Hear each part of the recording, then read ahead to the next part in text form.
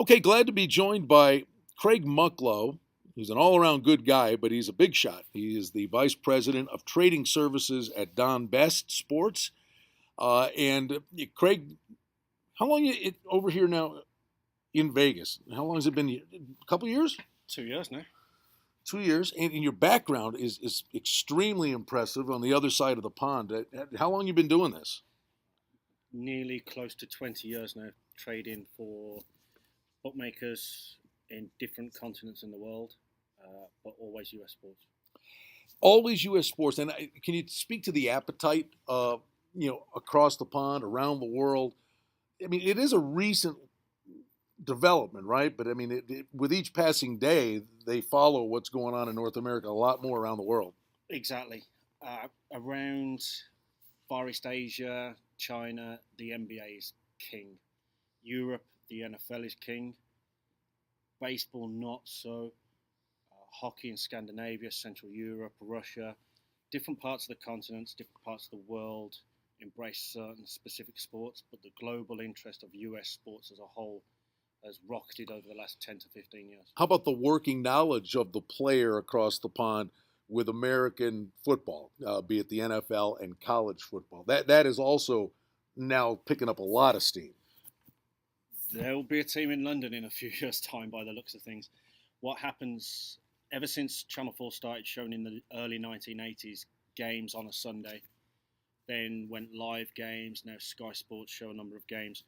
The knowledge base has increased from the fanatical types, myself, who used to listen to the Armed Forces Network, to people that now follow games, the internet, everything's evolved.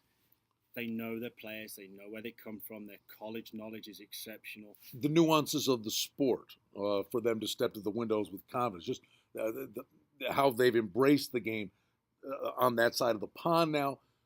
Do they know? They know what's going on, and they're much more adept at doing it. They are, and the reason they are is because the bookmakers have helped educate the bettors by doing it. Rather than call a point spread a handicap, they call it a point spread, but the information is involved in placing a bet. You're betting a handicap. So it's the education process for the bookmakers to help the bettors, helps the bookmakers turn over money, generates handle, generates interest, and of course the live coverage that goes on. And before we talk about the bowls, though, you're doing live wagering. It's here in Vegas in bits and pieces, and now it's gained a lot of steam in the last 3-4 years. But you're doing in-game trading to race and sports books basically around the world, emanating from here in Las Vegas. If you go back several years, if I'm not mistaken, and I could be wrong, but it was the Nadal Federer match at Wimbledon, the kind of money that incredible match generated. It really was kind of the tip of the iceberg. That why aren't all these other sports being put into that equation? That's correct. Betfair traded over £50 million on that game alone, which is an astronomical amount of money. The US sports, because of the live TV and how the TV channels have embraced the popularity and the global marketization of these teams and the personalities, people bet more in play. The European bettors are more aware of the nuances of betting in play as opposed to the locality here where it's stop, start, timeouts. The beauty of American sports is it's made for in play. Commercial breaks, timeouts, specific parts of the games where it's great for the bettors to jump in on their opinion. But European bettors, I mean, I think it's compelling to hear this from a guy who was on the front lines for a lot of years. But be it hockey, very much into golf, Yes. Say tennis. I mean, they really do step up to the plate, don't they, in a much more brash way than the bettors in North America do. It's a level playing field, Brian. So the bettors see exactly what the traders see, and then it's the bettor versus either the trader or the algorithm. In globally now, soccer's number one for in play. That always has been king. Tennis and basketball are now on par. It used to be tennis as the second best sport. Basketball now has caught it up, overtaken. NBA is the ringleader of it all, followed by Korean, Filipino basketball. Because of that 24-hour life cycle of basketball, people love the sport. Now, you followed, as you said, American football. You can't see this, but Craig's laptop. I mean, he could land small planes with this thing. Algorithms. You break down hockey games by how many goals you believe will be scored per period. You break down segments of basketball games. What are the kind of things, the same sort of things you do in football? And we're kind of focused on bowl season here, but what are the things that you're trying to set the table for before any game starts? The biggest challenge whenever compiling odds for college bowl games is understanding the value of when a team plays a team out of conference, also out of Division One football. The SEC this year, they play Division Two games. It's how do you quantify the value of that Division Two team compared to another Division Two team or an out of conference Division One team that play, say, the Alabamas of this world. It's great for these Division Two teams to play Alabama, but realistically, these teams cannot score. So how do you put that value on? And obviously, the books have this same issue: where do we pitch the total? Where do we pitch the spread? It is predominantly one-way action. I would be very surprised if you see action for a Division Two team unless it's plus 98.5 or something. I've had this friendly disagreement with a lot of people that I respect mightily in this town. And I would love to get your take on it because you have an incredible opinion and a great read on all sports. But I think in bowl season, at this time, it really means something. I've long maintained that, first of all, if they say, offense, defense, and special teams, if there are three facets of the game, a team that is consistently good in special teams and wins the field position back, there's no value placed on that on the wagering line. The other end of it is, to me, what is the value of a coach? Exactly. And I don't think that in any way, shape, or forms, guys fall too in love with their numbers with power ratings, and it's the players on the field, but I mean, when you have these intangible things, the guys that are successful in this can go between the lines and think outside the box a little bit. But from a numbers perspective, shouldn't there be a defined value for a coach? Like for me, handicapping a game, when in doubt, I'm siding with the better coach. Exactly. But like Urban Meyer's getting Nick Saban. No, Saban throttles a lot of people, but he's facing Urban Meyer. This guy's got extra time to prepare. Shouldn't that mean something? We're in a one and done culture with college sports. The most consistent factor of any college sport is the coach. Krzyzewski's been at Duke for a million years, gone through a gazillion players. These coaches are the starting point of where you pitch your spread, your total, and where your opinion should be. Do you find yourself on an island though, to a degree? Not a lot of people Totally. go with that. I mean, I've always met resistance with that thought process. You seem to be on board with it. I'm 100% on board with it. The reason is good teams are always the ones that are extremely well coached. Discipline, lack of penalties. Exactly. Yeah, okay. Yeah. Ohio State lost their starting quarterback this year. They went from a fancied runner to 40-1. Before the games kicked off, money came in because the 40-1 was too big, and the 40-1 was too big because you can coach players. Your team is better than above the rest, and therefore there's that value for Meyer. Math models, though, and again, it's the intangible nature of an approach. And if you're trading a game and you know the game, I'm sure you'll put your opinion into it a little bit. Rust, the amount of times the teams are off, motivation, who wants to be in a certain ball game, who's going to travel, quote unquote neutral fields, Exactly. Not necessarily the case. How are those things that you can import into your math models to be successful? Those are things that you can't put a quantifiable value to. What you have to do, you have to equate an adjustment to travel. If you're smart, the teams are there plenty in advance. East Coast, West Coast, West Coast, East Coast NFL teams are predominantly bad against the spread. New England were on the West Coast a week before their game because they didn't travel back from Green Bay, and New England won handily. This is how these teams are well coached. So the better teams, the ones that are motivated, will be prepared, be there early, practice, and that's that value. And there's also one other factor. A lot of these games have not, hardly any games have been played in December, so there's no value on what the impact of the weather has in this case. These games are played the third week of December onwards, when we've had a decent enough summer and nice enough autumn. There'll be some bite in the winter months. And it was off topic a little bit in terms of it not being a bowl thing, but just at the day that we're taping this, for example, let's say Brooklyn plays Miami and then have to fly, and it's not the easiest trip. If it was a 1 hour puddle jumper, maybe it's not that big a deal. But from South Florida, north of the border, to play Toronto, Yeah. who's sitting home waiting for them the next night. Over the course of 48 minutes, Brooklyn can maybe find a way.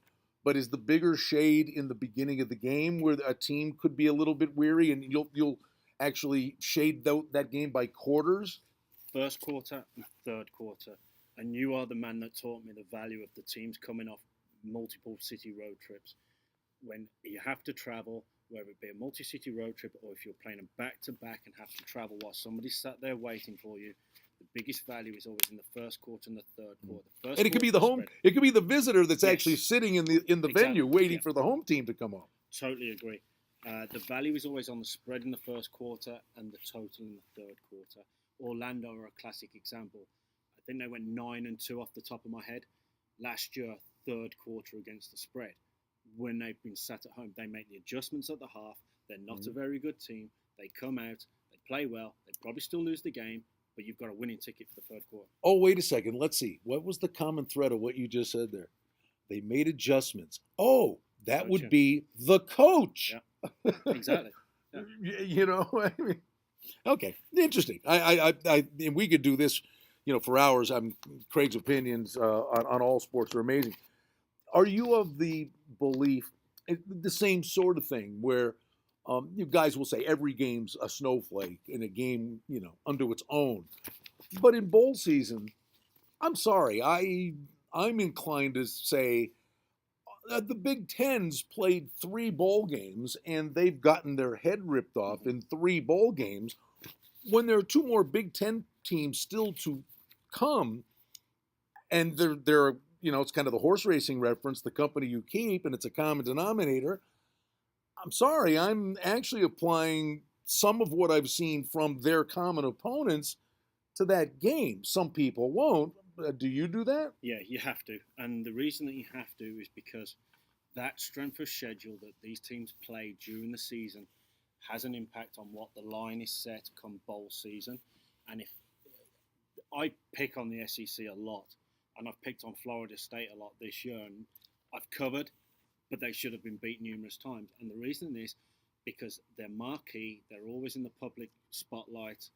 These teams raise their game for them, but also their strength of schedule actually within conference and out of conference is inferior to other teams that have played exceptionally well. I was extremely keen on TCU this year because they've played the hardest schedule from my numbers. I liked Marshall early in the year because they've played tough games and they've won these games. Beating up on a number of Division II teams and beating up on within conference isn't actually an indication of a national champion. And this is me personally, say for bowl season, I'm more, it's the top of my head. I probably play totals 65% of the time as opposed to sides. To me, in my opinion, is if I have a feel for how the game is going to be played, then it's not a quirky bounce here or there where a backdoor cover comes into play, but over the course of the entire game, the pace of play, I feel it's a safer way to go. But I would say for bowl season, that becomes a real dicey prospect because with all the time off that's in play and rust kicks in, a team could be motivated, but they may not execute at the level that they would during the course of the season. That's a me thing. But are the totals a harder thing to do for bowl season because of the rust element? The totals are harder because of you're looking at relative strengths of each teams. The way I calculate the bowl totals, I create level amounts of leagues within a conference, and then create a generic number across and give a value off each team. So in one instance, you could have uh, Alabama and Ohio State could come out at 46 if you're looking from an Ohio State number, but 66 on an Alabama number. And it's where do you pitch that line? There's also weather. There's also the impact of the second half. A lot of games this year, the first half under did exceptionally well. The full game went over because all the points were scored in the second half. And that is a common trend this year that I've noticed, and it impacts your numbers as well. Well, and then if you're on board with that and know that that's a significant trend, then you can branch out with the game within the game where, hey, I've got the under for the game, and sure enough, they did not come out of the gate. Everything I thought would happen, but all of a sudden you then open that 12, maybe 13-point window for a middle by playing the over in the second half, and you're getting a free roll to win 2 bets. 20 to 1 shot. If you get the number correct, and if you look at rushing teams on a first half under are exceptionally good. When the game gets out of hand in the second half and they change their game plan, that's when, if you've bet the full game, you've got a problem. You're rolling the dice. Excuse me. By trading in and out at the half, if you've got an exceptional position, you're looking at very, very minimal risk to win 18 to 1. That's what it works out as. It's a great bet, and you've got no risk. Mm-hmm. And it's funny, and again, it's just this is a me thing, and it's not right all the time, but I would say the lion's share of time it's right. When we're talking about motivation, teams that are motivated, you're getting the best effort on both sides of the ball. But when a team seems to be disinterested, to me, it generally shows up with lack of defensive intensity. So sometimes lack of motivation actually points me towards the over. Now that's not that you can't do that as a broad brush thing, but again, it's you're just trying to put the chess pieces in the right place. Well, the first chess piece you need to put in place is don't bet too early. What happens to the line, and I've found from many, many years of trading the line as a bookmaker, you find that somebody's failed academics, there's an issue during the time Suspensions. Injuries, because they're practicing, because the coach is trying to keep them at a, and they're hitting each other. And what happens is that affects the line to such an extent. You're better off placing the bets on the day of the game when you know what the weather is, you know the conditions, you know the injuries. The line will be strong enough. It'll still be there. You're not really throwing any value away by betting 2 weeks early. All right, I just gonna throw 2 games at you. Yep. I'm not asking for a pick, but we know the bowl playoff, the Final Four. These teams, everybody, all the ducks are in a row. They're all highly motivated, and the market's the number's the number.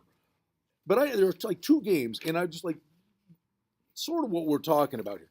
First of all, the TCU Mississippi game to me would have been it may end up being one of the best games on the entire docket.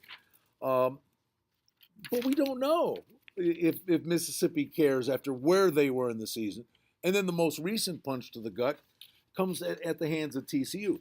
They could pout, or they could come out and be so mad that they step on their neck. But there's just no way of knowing.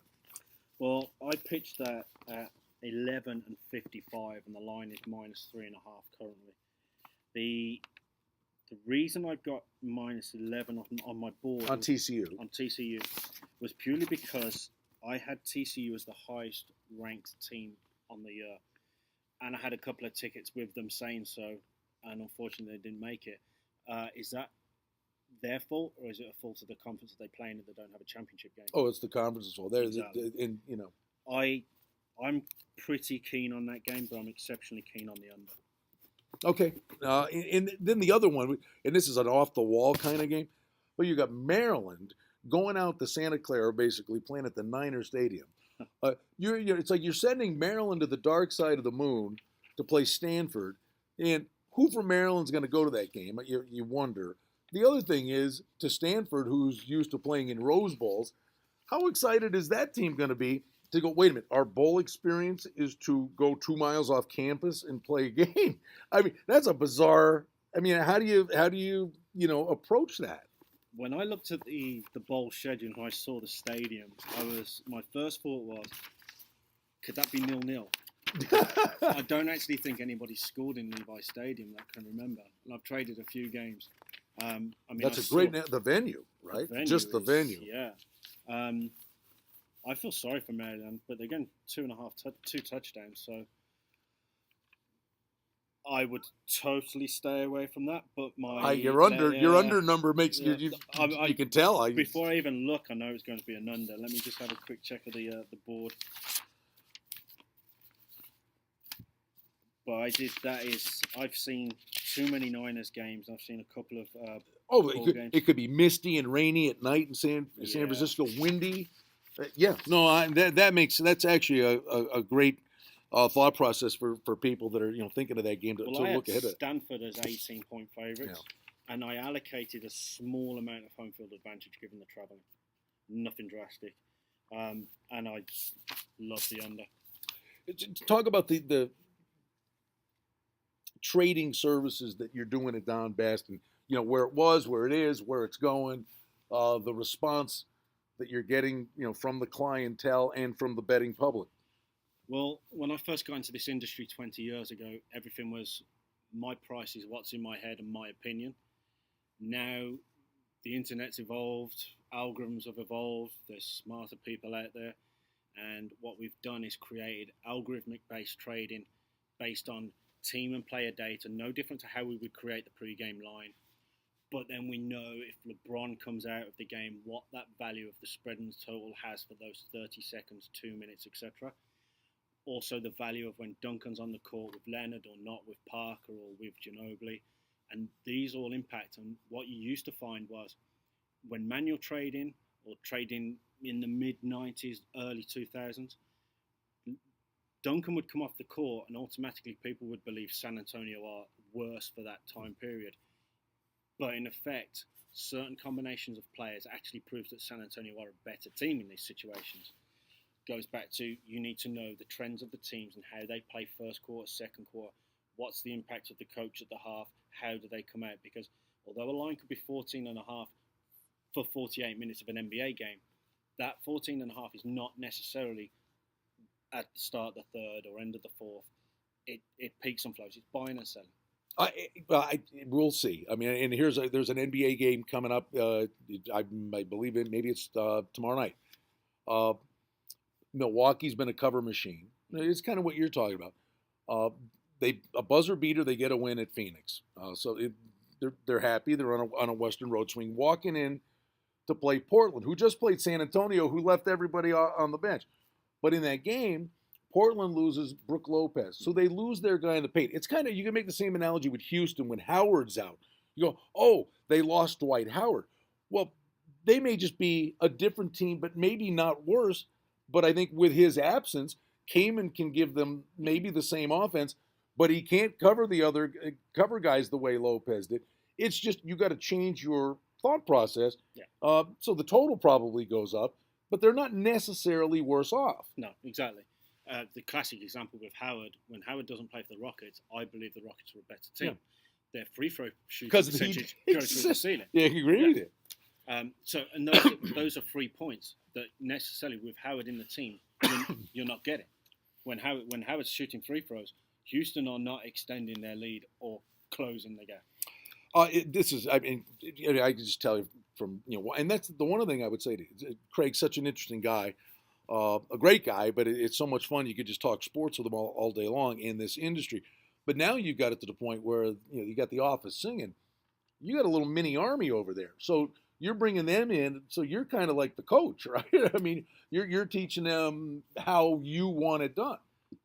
I teach them how to do it properly. Right. And if they don't do it my way, it's the highway. But they have fun though. We have good banter. I always encourage that if you have an opinion on something, you have to be prepared to stand somebody asking how much can they have with you. Classic example, one of my guys believed Houston was going to win the division. We're all offering prices. somebody offers the biggest price, the bet gets laid. And that's, you've got to back your opinion up, or because you're trading this for millions and millions of pounds for clients around the world, your opinion has to be right. The only negative thing I can say about Craig Mucklow is he's a Dolphins fan, and I'm a Bills fan. And we had no bragging rights this year. We saw it off. We split. Hey, just on the way out the door, just the home stretch of the NFL. Maybe who do you think's peaking at the right time? Are you on board with New England being the best team? I still think they're flawed to a degree. People laugh at me. I was like, again, they get the favorable schedule. They get Manning when the weather's bad. A lot of, you beat who's in front of you, but I just don't know. I think I see Pittsburgh peaking at the right time. I love a Baltimore is Seattle dangerous. final. Yeah, there you go. Yeah. Well, the Seattle thing, you talk about adjusting on the fly, be the final thing, and I really appreciate your time. All you have to do is go back 4 weeks ago.